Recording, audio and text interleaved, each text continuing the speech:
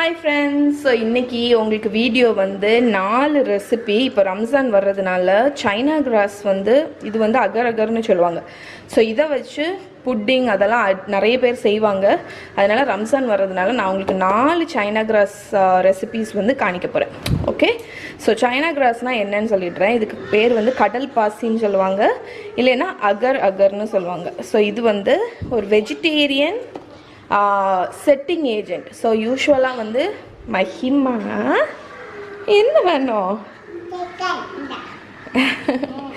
So யூஸ்வலாக வந்து ஜெல்லிலெல்லாம் ஜெலட்டின்னு ஒரு ஐட்டம் போட்டு செட் பண்ணுவாங்க. ஸோ ஜெலட்டின் வந்து நான் இப்போலாம் வந்து வெஜிடேரியன் ஜெலட்டின் கடையில் வந்து வாங்குகிறேன். ஏன்னா யூஸ்வலாக ஜெலட்டின் வந்து உங்களுக்கு வந்து போன், அனிமலோட போன்லேருந்து எடுக்கக்கூடிய ஒரு ப்ராடக்டை வச்சு பண்ணக்கூடியது.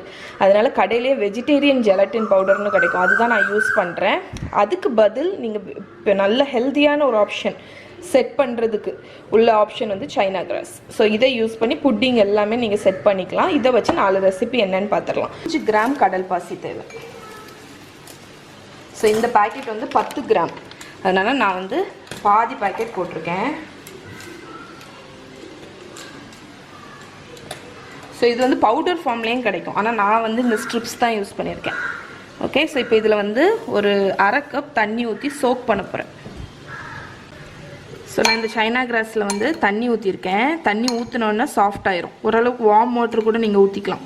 ஊற்றிட்டு இது வந்து ஒரு 5 நிமிஷம் நல்லா சாஃப்ட் ஆகட்டும். சாஃப்ட் ஆனதுக்கப்புறம் என்ன பண்ணணும் அப்படின்னு காணிக்கிறேன். ஸோ இப்போ இந்த சைனா கிராஸ் நம்ம வந்து ஒரு 5 நிமிஷம் சோக் ஆகிருக்கு. என்ன சொல்லலாம், சைனா கிராஸ் ஷர்பத்துனே வச்சுக்கலாம். ஸோ இதில் வந்து 5 கிராம் சைனா கிராஸ் ஊற வச்சு வச்சுருக்கேன். இதை வந்து இந்த சாஸ்பேனில் ஊற்றி கரைச்சிடலாம். ஸோ 5 கிராம் சைனா கிராஸை 1 கப் தண்ணியில் வந்து ஊற வச்சு வச்சுருக்கேன். ஸோ இது கரையட்டும் நல்லா. ஸோ இப்போ வந்து நம்ம சைனா கிராஸ் வந்து நல்லா கரைஞ்சிடுச்சு. இதை நான் என்ன பண்ண போகிறேன்னு பார்த்தீங்கன்னா, ஒரு பவுலில் வந்து மாற்ற போகிறேன்.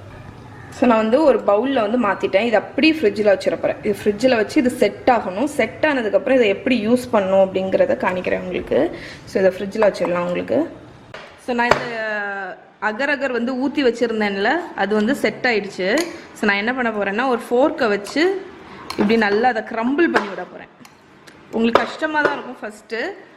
ஸோ அப்படியே க்ரம்பிள் பண்ணிங்கன்னா இந்த மாதிரி பொடி பொடியாக வரும். ஓகே, ஸோ இதை ஃபுல்லாக பண்ணிவிட்டு காணிக்கிறேன் உங்களுக்கு. ஸோ நான் வந்து க்ரம்பிள் பண்ணிட்டேன். அது எப்படி இருக்குன்னு பாருங்கள். இந்த மாதிரி டெக்ஸ்சரில் இருக்கும். இந்த டெக்ஸ்சர் வந்து கிட்டத்தட்ட எப்படி இருக்கும்னா, நம்ம பாதாம் பிசின் வந்து நம்ம இது பண்ணோன்னா எப்படி இருக்கும், இந்த ஜிகர் தண்டாலெல்லாம் போட்டிருப்பாங்கல்ல, ஸோ அந்த மாதிரி டெக்ஸ்சர் இருக்கும். ஸோ இப்போ வந்து ஒரு கப் எடுத்துக்கோங்க. கப்பில் இதை கொஞ்சம் போடுங்க.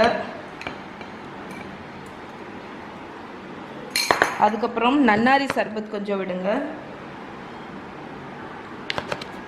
அதுக்கப்புறம் ஐஸ் கோல்டு பால் விடுங்க.